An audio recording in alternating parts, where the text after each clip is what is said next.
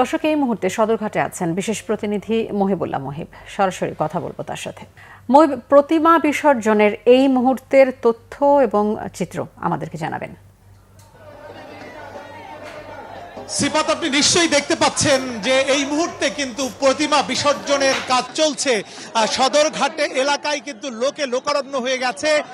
সনাতন ধর্মাবলম্বী যারা, তারা দুর্গাপূজার যে 5 দিন তারা কিন্তু উৎসব করেছেন, আনন্দ করেছেন। 5 দিন পরে অর্থাৎ দেবী দুর্গার বিসর্জনের দিন কিন্তু অনেকটাই বিষাদের ছায়া নেমে এসেছে হিন্দু সম্প্রদায়ের মাঝে।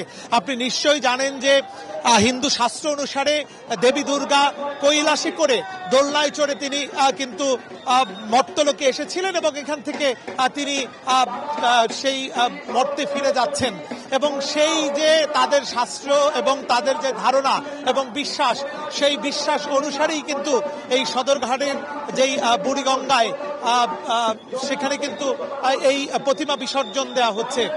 এবং এই মুহূর্তে কিন্তু আমরা দেখছি একে একে বিভিন্ন পূজা মণ্ডপ থেকে প্রতিমাগুলো আসছে এবং সেগুলো নিয়ে নৌকায় করে নিয়ে যাওয়া হচ্ছে মাঝ নদীতে।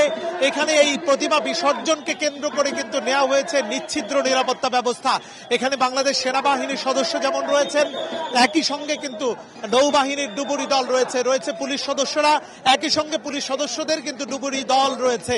এখানে আমরা ফায়ার সার্ভিসের একটি বিশেষায়িত দল আমরা দেখতে পাচ্ছি। তারা কিন্তু সার্বক্ষণিক নদীতে তারা টহল দিচ্ছেন, যাতে কোনো ধরনের অপ্রীতিকর ঘটনা ঘটলে তারা যাতে তাৎক্ষণিক ব্যবস্থা নিতে পারেন।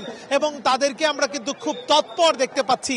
ফায়ার সার্ভিসের যেই সব বিশেষ করে স্পিড বোট রয়েছে, সেই স্পিড বোটগুলো কিন্তু পুরো নদীতে চষে বেড়াচ্ছেন, যাতে যেখানেই দুর্ঘটনা সেখানেই যাতে তারা তড়িৎ ব্যবস্থা গ্রহণ করতে পারেন।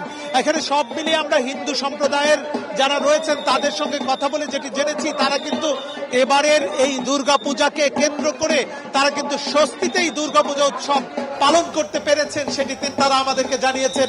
আইন শৃঙ্খলা বাহিনীর যে তৎপরতা, সেটিতেও তারা কিন্তু যথেষ্ট সন্তুষ্ট। এবং আপনি নিশ্চয়ই দেখতে পাচ্ছেন একে একে প্রতিমাগুলো নৌকায় তোলা হচ্ছে এবং এই প্রতিমাগুলো নিয়ে যাওয়া হচ্ছে মাঝ নদীতে। সেখানেই কিন্তু এই বিষাদের মধ্য দিয়ে কিন্তু তারা এই দেবী দুর্গাকে বিসর্জন দিচ্ছেন। সব মিলিয়ে একদিকে যেমন উৎসব দুর্গাপূজার এই বিসর্জনের দিনে, অন্যদিকে কিন্তু বিষাদ। অর্থাৎ দীর্ঘ সময় পরে, অর্থাৎ 1 বছর পরে দেবী দুর্গার আগমনে যেমন আনন্দিত হয়েছিলেন হিন্দু সম্প্রদায়ের মানুষ, সেই দেবী দুর্গার বিসর্জনের মধ্য দিয়ে কিন্তু কিছুটা বিষাদের ছায়া নেমে এসেছে তাদের মাঝে। তো এই ছিল আমার কাছে সদরঘাটে প্রতিমা বিসর্জনের। মহিবুল্লাহ মহিব জানাচ্ছিলেন সদরঘাট থেকে।